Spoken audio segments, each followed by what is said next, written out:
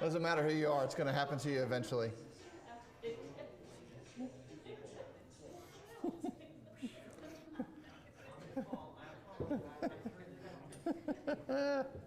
It's time for us to begin our Bible study this morning, and so you can turn right now to the text of the Gospel of Luke in chapter 9. It doesn't matter, by the way, whatever we do for all of us. We can have announcements, reminders here. You can do all the stuff. You can remember to do all the switches, but there's always going to be one day in which all of that stuff fails for you, and without fail, it'll be at the most uncomfortable and embarrassing moment possible, such as life.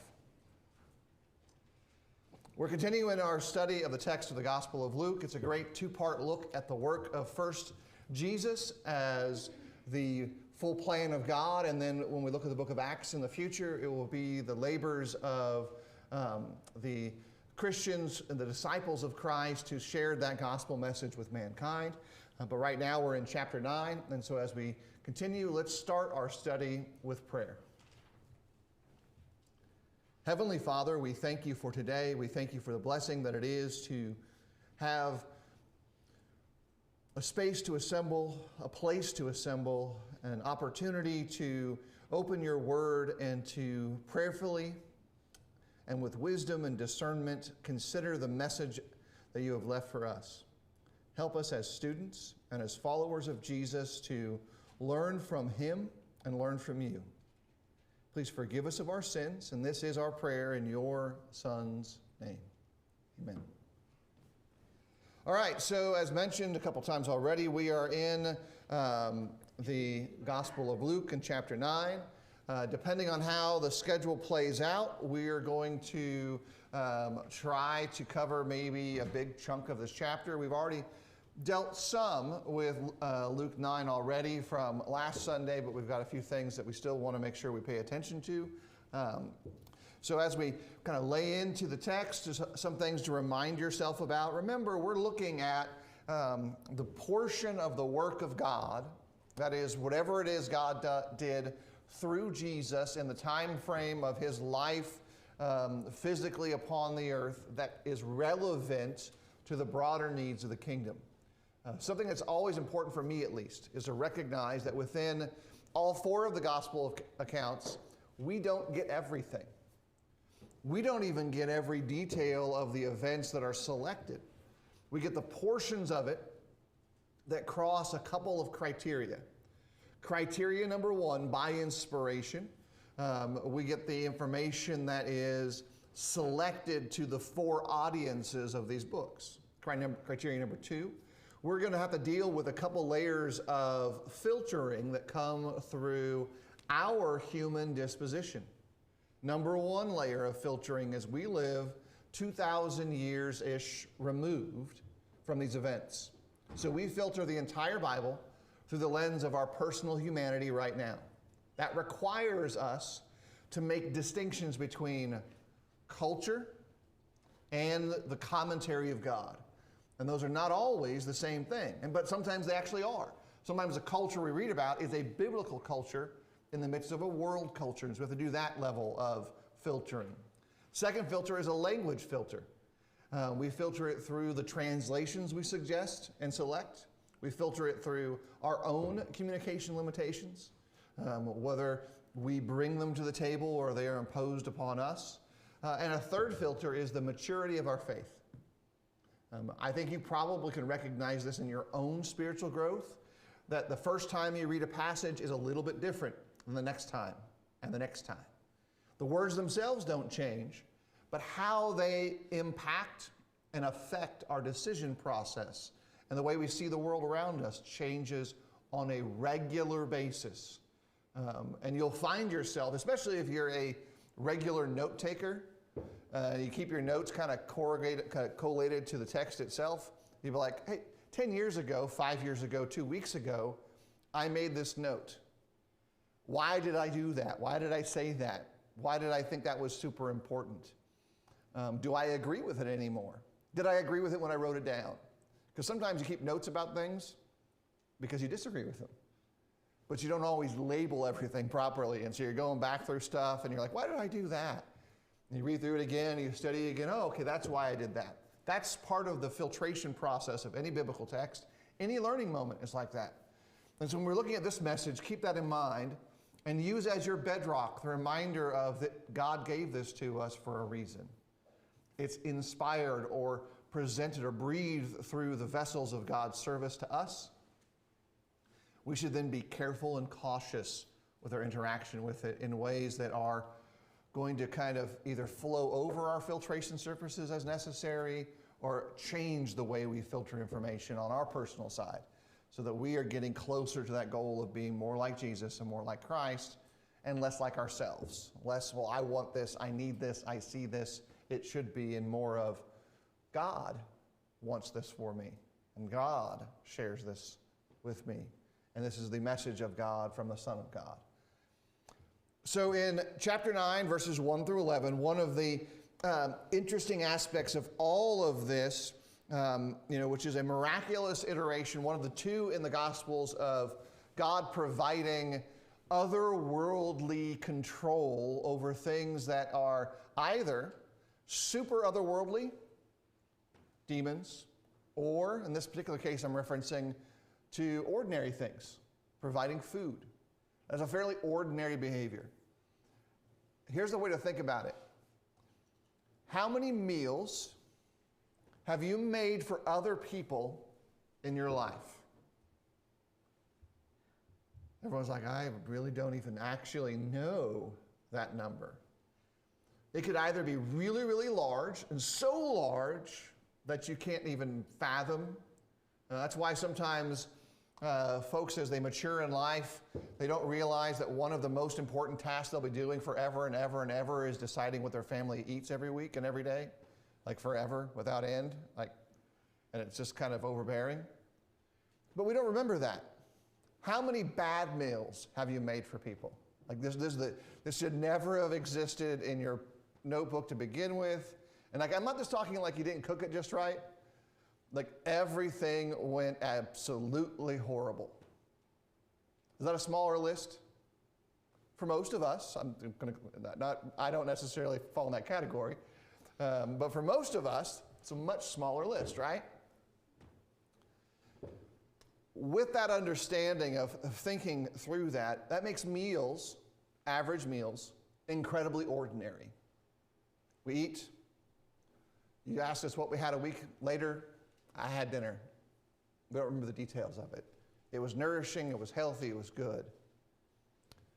What stands out are the things that are odd. So here's the connector piece to get to this biblical principle. There is somebody on this planet, and maybe more than one somebody, who remembers you solely for one reason. You did something weird in front of them. You behaved in an odd or a strange way, and they remember because of your weird behavior. It is so strange and so out of the normal that why would they do that? And they're not upset about it. It's just odd. And you're remembered for that one thing. They might not even know who you are. They may actually know you, but they might not because it was so extraordinary. So think about meals, because the Bible's talking about food here and using it as teaching truths. It ties to Old Testament stories. It ties to the story of Jesus. It ties to our story. Ordinary and extraordinary things. God's control over the ordinary and the extraordinary. And how weird it would be to have something in your cultural history, not one time, but two times. Because the first time something happens weird, it's just weird. That's odd. That's a little bit strange. The history of Israel includes God providing for their food, their sustenance, in a miraculous format as a structure of their identity. We talk about God providing manna in the wilderness, and that biblical story, that historical interaction between God and the people of God as they're growing into their identity, which is another key thing in this text right here. It became a function of whom they were. It formed the structure of some of their, what we would consider artwork, poetry. Biblical poetry and biblical singing, that's artwork. That's part of their culture in that regard. But also the foundational nature of the way that they saw themselves and viewed other kingdoms and places around on the earth. God provided for us directly. He was concerned with us directly. He interacted with us on a regular basis. Even in the midst of our punishment, he provided. Part of their shared identity is now connected to that. And so you have that side of the picture. Now you're an Israelite, that's your cultural heritage. And there is a prophet, you think, a unique or wise rabbi or instructor, you suspect. And he's got close disciples who are kind of different in their behavior a little bit too, because they come from everywhere in their culture, very zealot-like, very impoverished, wealthy, all of those different criteria, despised or accepted. And that Jesus, that guy named with a kind of a common name in their culture, provides for them like God did. It's equivalent, but actually more broad than the demons, because now this affects everybody. But it connects a higher level of connection, ties it together a little more securely, in that in the prior instances, were there any intermediaries between God's provision of food and the entire camp of God's people being served? How did that process, if you think back to the Old Testament, and the manna and the water, the dew that was on the ground, what level of intermediate service took place? How did it get from God's provision to the families of God? They had to go out and collect it, right? They had to harvest. They had Sabbath harvest expectations too. And so they had to do something in advance for the Sabbath and plan for that. But they still had to go out and acquire it. And if they kept too much, what happened to it? It would rotten up, so they had to manage, you had to get enough. And on a day-to-day basis, they created this relationship with the process. Now, part of the intention would have been that they would have known who it come from and acknowledged that Elohim or God or Jehovah or the Lord, Adonai, was the one who was giving this to them. And you certainly would have seen priests and Levites probably kind of making comments about that at different times. From the teaching standpoint, the Bible even shows some of that taking place. But now think about this. How does it take place in this iteration of this kind of endeavor? When you think about the feeding miracles in the New Testament, where is God, where are the disciples, and where are the people? Is it similar or different? It's got some similarities, but there's some key differences, right? Because God's still doing the providing, and he's giving them what they need. What are some of those key differences?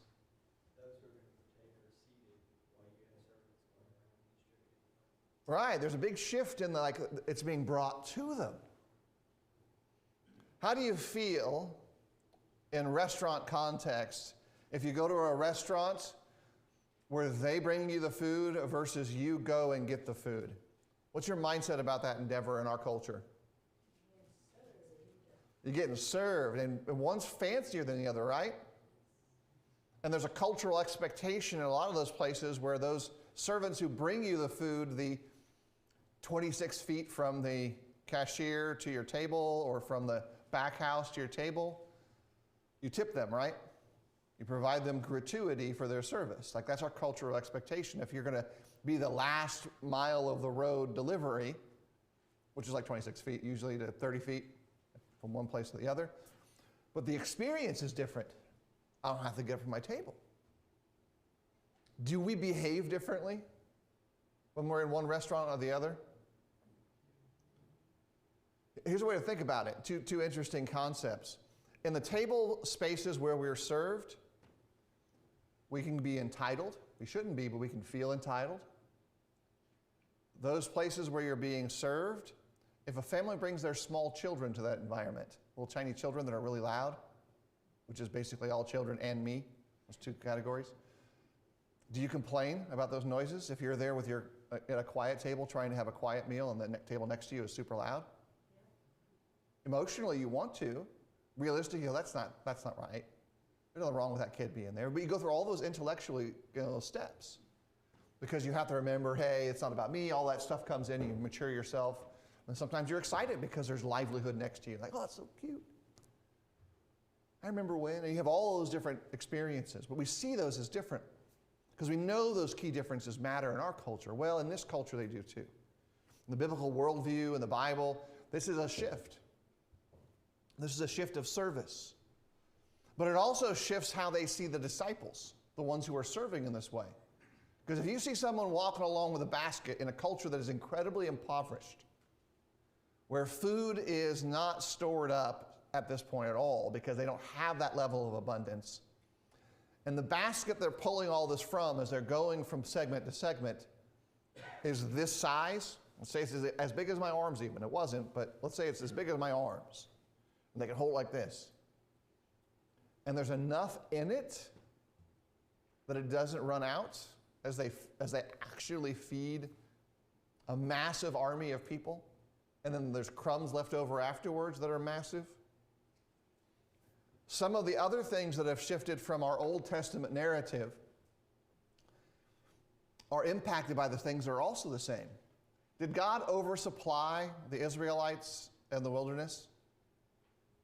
Well, he did, because they had extra. They couldn't just take all of it. And if they took extra, it would spoil. He overprovided. Did he overprovide for these?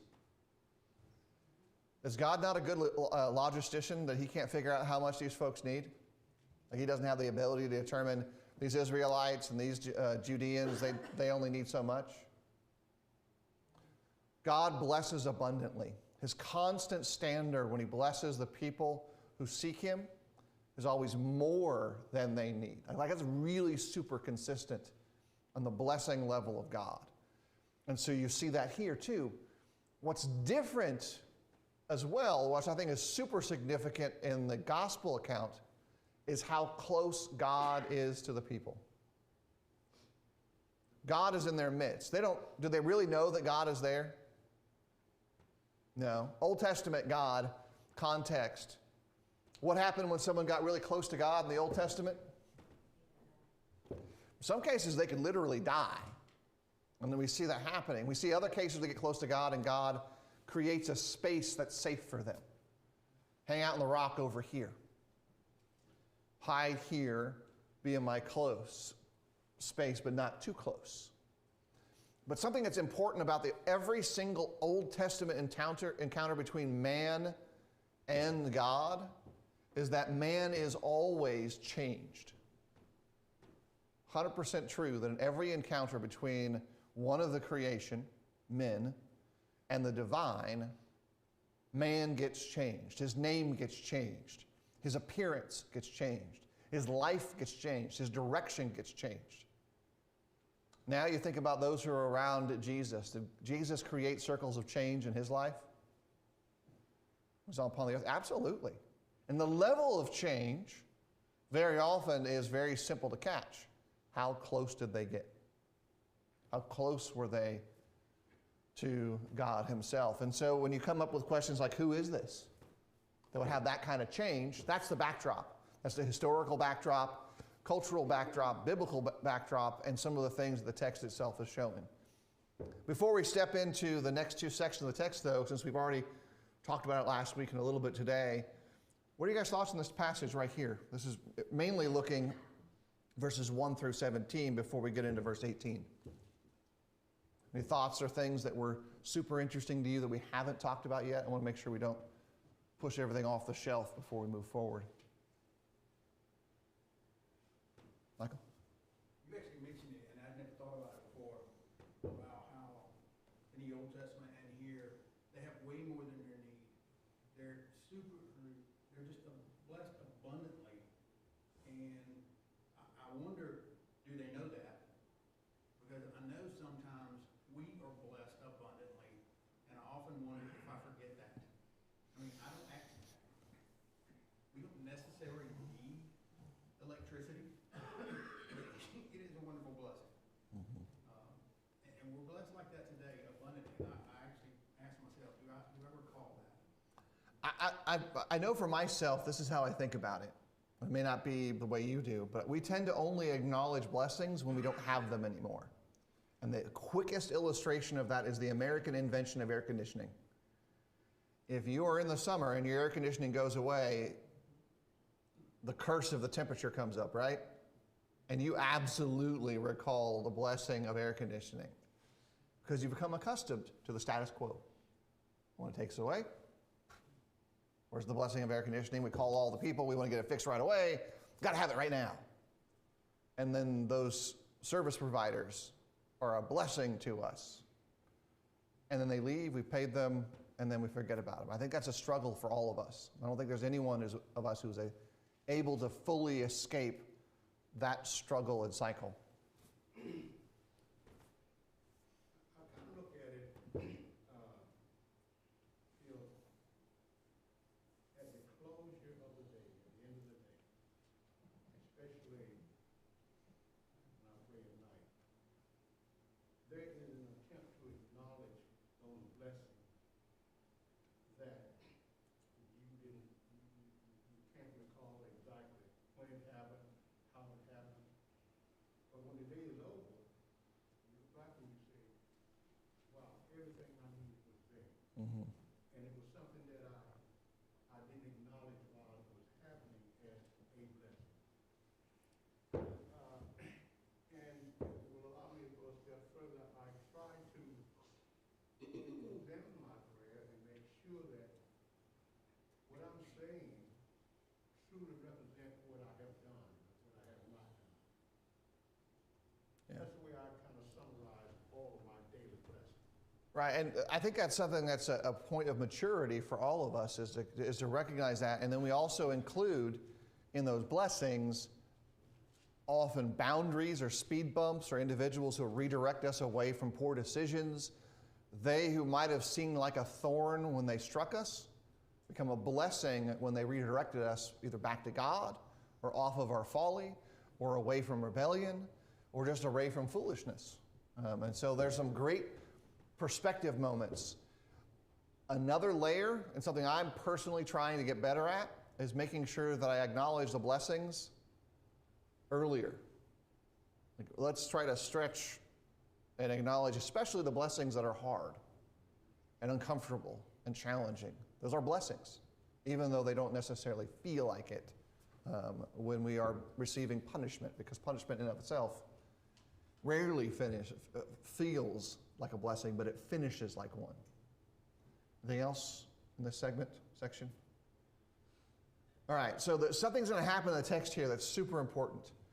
I think most biblical readers and people who are concerned with God and with Jesus are super familiar with this interaction that Jesus is kind of connected to regarding Peter, right? This is a super familiar thing. Where it says in the New Testament here in this iteration, Gospel of Luke chapter 9, verse 18, now it happened that he was praying alone. The disciples were with him, and he asked them, who do the crowds think I am? And they answered, John the Baptist. But others say Elijah. And others, one of the prophets of old has arisen. Then he said to them, the disciples, the close ones, but who do you say that I am? And Peter answered, the Christ of God. How many of us have read that before? That's pretty much like everybody raise their hand based on the audience here, right? We've all read that or heard that in our mind before. Here's something to think about. From Luke chapter 1, verse 1 to Luke chapter 9, verse 17, this is the climax of what has been laid out for us. This is the summation of the prophetic work of God. It's the summation of the introduction and expectation of the messianic theme of the Bible. And it really is more than just, hey, what kind of man is this? He's a prophet. This is the pinnacle or the climax of God's biggest mystery being revealed. Yes, there's resolution in the cross, and the method was a surprise to some, but the reality of the Son of God being with mankind in an open way was not something that was anticipated by the participants in the history of Israel. The prophets didn't know it. The Bible clarifies that for us, that they didn't have a full picture. They yearned to know who the Anointed One was. They yearned to know who the Messiah was. That's the same phrase in different ways that we express it. They yearned to see the day. If they had an understanding of it, they longed to see the day. But all of them are living under what Paul calls a bit of cloud cover. He uses terminology that says it wasn't revealed to them. It was a mystery to them. But now it was revealed. So if you're looking for a textual point where you highlight in your Bible and says, what are some of the most important events? This right here. Now we pull it apart a lot of times. We pull it apart on the basis of, well, because Peter said this, and he says it in Matthew in a different iteration of it with a few extra bits of information and some dialogue there, or we think about why is the one that Peter steps up and answers this question so boldly and quickly in the text? Well, that's no surprise, right? Our presumption of Peter is that he is ready to commit and ready to answer and ready to do. Not always with wisdom, but he's certainly zealous in that regard. But in the big picture of things, this is a big reveal. Because think back, from Luke 1:1 to Luke 9:17, was Jesus himself regularly precise and clear with who he is? Not really. Like, we know the answer to the story because we've read the end of the book. You know, there's no twists if you already know that Jesus is the Christ. But this is a surprise reveal if you think like everyone else did. He's Elijah. He's John the Baptist. Is that surprising that they think Jesus is John the Baptist, by the way? It's a yes-no thing for me. Like, it's kind of surprising because you'd figure, like, these are two different people. But we tend to think we have the ability to research everybody. I can find out where they're from. I can go online and find their history. I can see their photos. There'll be an expose on 60 Minutes about their background, and well, I'll know everything about them. I'll go to, the Heavy does great biographies of modern people. They'll have 5 great facts about Jesus, and they'll just have it out there for me. And so when I go to this event, I know everything already. I'm just seeing it take place. That's not how it functions in the community that this is taking place in. And remember, this is a neat little twist. Are Jesus and John related? Do they have the same family heritages? You ever see family members together, Brown family included, that all kind of look alike? And I just saw like a bunch of the Brown brothers together. Like, hey, they look a whole lot alike, right? Yeah, Rich is like, I don't see what you're talking about, you know. Rich just had a 5th mirror, you know, that way he'll could see everything. But like, they do look similar. So if you don't know, and they didn't, and your expectations don't have all this level of extra clarity that we do, that makes sense. But also recognize what they wanted. They didn't want John to be dead, John the Baptist, John the Immerser. Nor would they necessarily have known. Or they may have thought he had risen again, because they're putting him in the same space as another spoken for God who was super amazing to them. And Jesus is actually now being revealed in advance of those forerunners, as John and Elijah are both forerunners of Jesus in this regard. They laid verbal foundation upon the foundation, which is Christ himself, but now it's Christ revealed. So that's a moment there where Jesus as the Messiah, but Jesus and his glory are being presented to us in the text as well. Because the next thing that happens textually by Luke is one of those Jesus things. He strictly charged and commanded them to tell this to no one, saying, the Son of Man must suffer many things, be rejected by the elders and the chief priests and scribes, and be killed, and on the third day be raised. So kind of think about this for a second, about how that would all piece together and play out. All the prior instances of Jesus telling disciples, don't talk about this, how did that play out? Were they really good about following that particular instruction? Yeah, they were generally not committed. What about these close disciples? Do they run around telling everybody that he's the Messiah, as far as we can read in the text? No, what's interesting to me in part is it seems as if to a degree that they feel like, they act like it didn't happen, or forget, or don't understand. Because it doesn't get repeated by them in various ways. And when Jesus is given over, and is punished, and is crucified, and does rise again, they all respond in super weird ways across the spectrum of all those possibilities.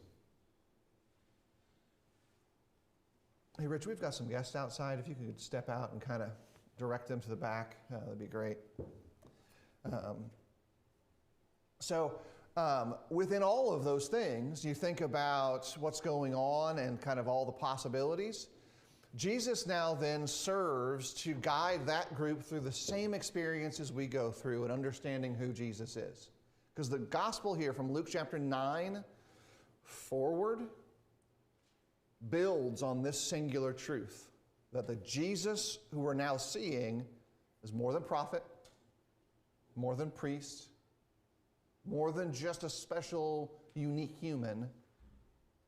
He is God personified, God present, and God who seeks, who wants them and desires them.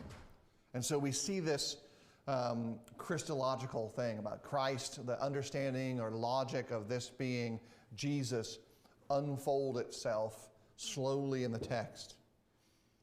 Because it steps to the next level. And this ties it to the last parts of Jesus as well. If you think about verse 23, there it says, and he said to all, if anyone would come after me, let him deny himself and take up his cross daily and follow me. For whoever would save his life will lose it. Whoever loses his life for my sake will save it. For what does it profit a man if he gains the whole world and loses or forfeits himself? For whoever is ashamed of me and my words, of him will the Son of Man be ashamed when he comes in his glory and the glory of the Father and of the holy angels. But I tell you truly, there are some standing here who will not taste death until they see the kingdom of God. So you see those increments play out. First increment, Jesus being revealed as the glorified Messiah. Peter acknowledges it. This is the Son of God. Second increment, Jesus tells about what that glory looks like. Third increment, that glory that was with Jesus, we're going to share it. It gets shared in a couple of ways there. That's why what makes this one of the most central and integral principles, but also text in the Gospel of Luke, because it's that central to the story. And we don't always kind of break it down that way because we accept it already. We acknowledge that that's what Jesus wants for us. But here's where it happens. This is that big moment. What did you guys see in the text here now that I've kind of explained a bunch of stuff and thrown all these different comments at you? What did you guys read or see or recognize and hear in reading through the Luke account here in chapter 9 that was important to you? Or extra comments you have about all the stuff I just kind of provided?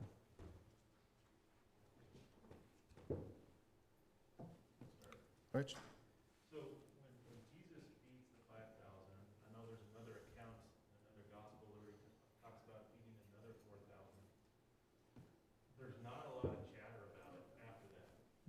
So to me, it's just kind of interesting how that huge event occurs, and then it's kind of left up to the people, but we don't know what happens after that. So did they talk about it? I know Jesus reminds the disciples, like, do you remember that happening? And you're looking for a sign, right? Yeah. So part of it is, it's very interesting how it's not really glorified in this huge procession and constantly being talked about. But the experience that those people had to have been amazing. Yeah, it was. Think about it, it's just like, wow.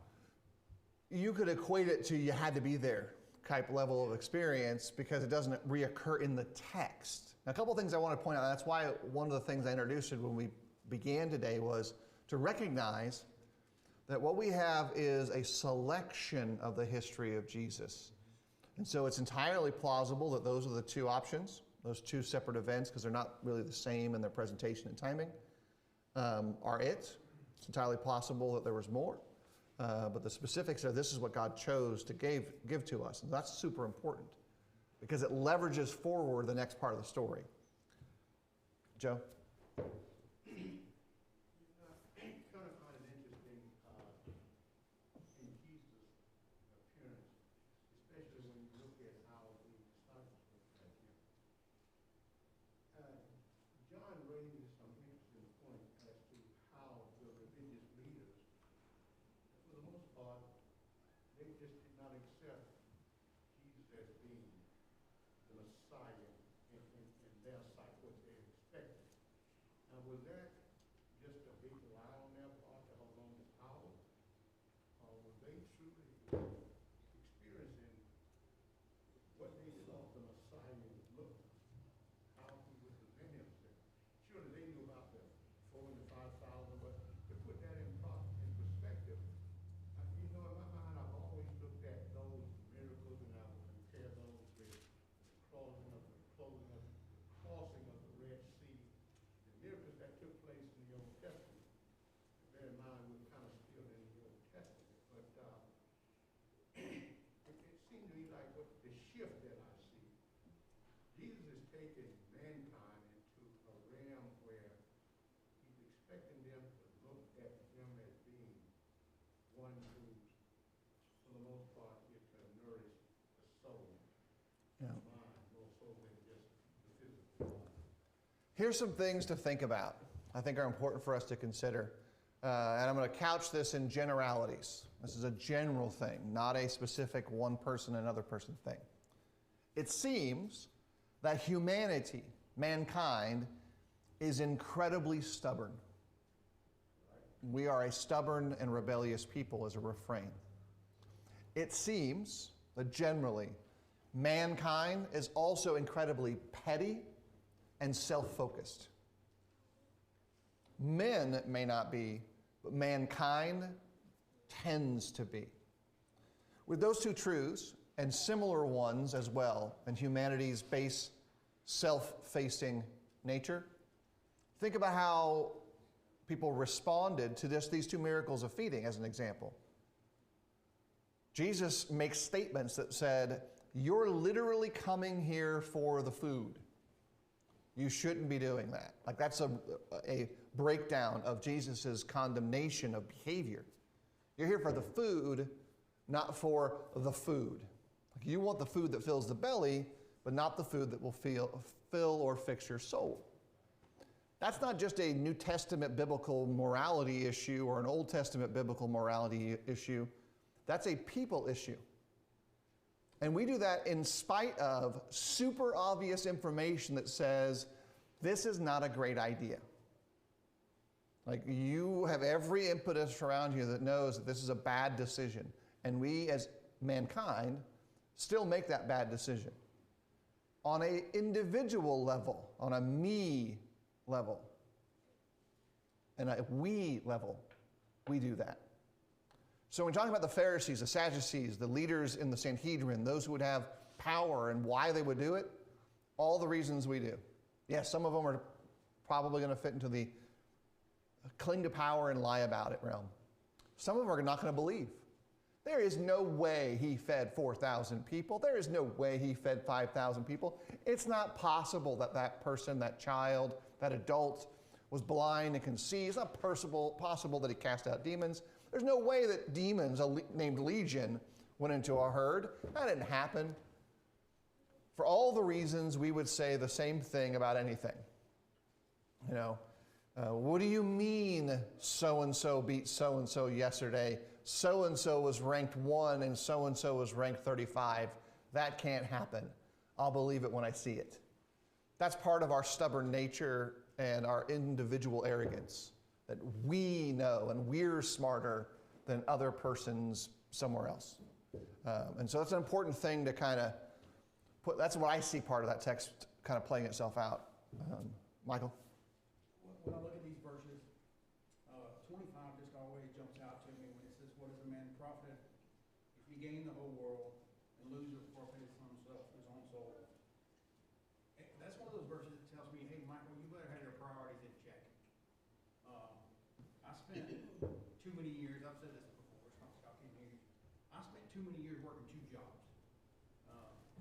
And much of the time, I didn't have priorities in line. And this is one of those verses that just reminds us, it doesn't necessarily have to be the same thing for me, the same thing for you, or the same thing for somebody else. We better make sure we have our priorities straight. Yeah, I recently listened to a podcast by a friend, Chris Emerson, who preaches in Lindale, Texas, and he's got a separate non-preachery podcast he does that just kind of encourages you to make right decisions and to grow yourself. And in this space, it's a very simple question. Do your finances match your stated priorities? Do you spend like you speak? If you talk about the kingdom of heaven, do you spend like the kingdom of heaven matters? If you talk about being charitable and giving and servant-minded, does your pocketbook, if you were to audit yourself, match that? I'll add one more step to it. Do we treat others with that same prioritized mindset? Do we see God with the priority we give him in our speech? So you're the creator of everything. Do we see him that way and actually respond to him as the creator of everything? Those are important ways to challenge yourself to maybe more internalize the message. Rich, did you have something? I thought your hand was up a second ago. All right. Bobby?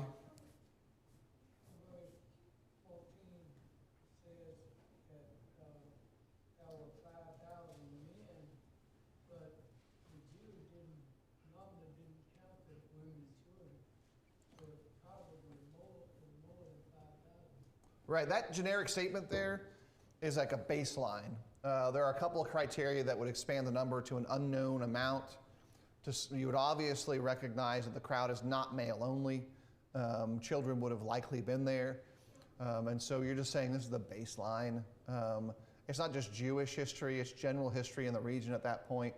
They didn't mathematically calculate crowd capacity levels like we do, where we want every single human person counted and we'll say the crowd had this many people.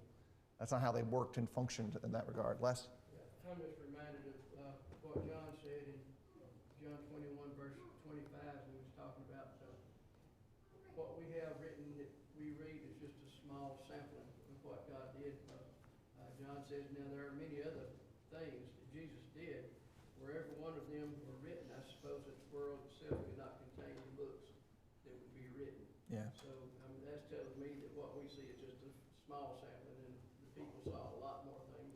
Yeah, they saw a fraction. You know, we see a fraction of what they saw, but that fraction that we see is connected to whom Jesus' identity should be seen as. And Luke doesn't begin his gospel this way. John does. It starts before our perspective of creation begins. The Word begins before creation, in that way it's laid out there. In the beginning was the Word, and the Word was God, and the Word was with God.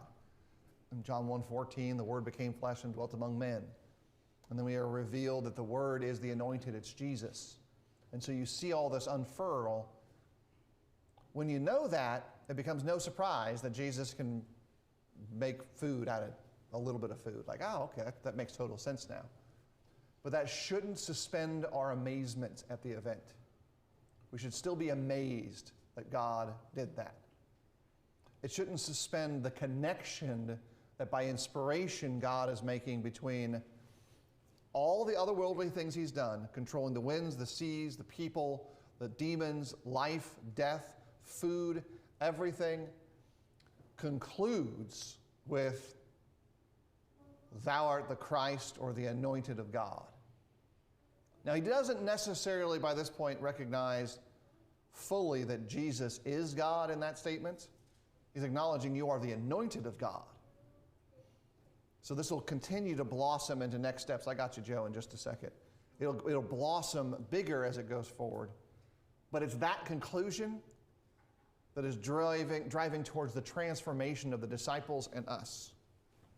Joe, we got last comment here before our Bible class time is up. It seems to me like in Jesus' attempt, if you'll have it, to reveal himself to humanity at large, is when he stated that I can take down this temple and rebuild it in 3 days. Now, from a physical standpoint, anybody that knows anything about construction, engineering, whatever, knowing how long it took the Israelites to build the temple, in their mind, this is just impossible. That was not like feeding this 3,000 to 5,000. He can't do that. Yeah. But in my mind, that was one of his last attempts to let them know that what I'm talking about is not necessarily in the physical realm only. Yeah. Yeah, he was shifting it. He says, with that statement, it wasn't even about the temple. He was talking about himself, but it was on the backdrop of the temple. And so that picture is to help them understand how you're seeing the world is not how you should see the world.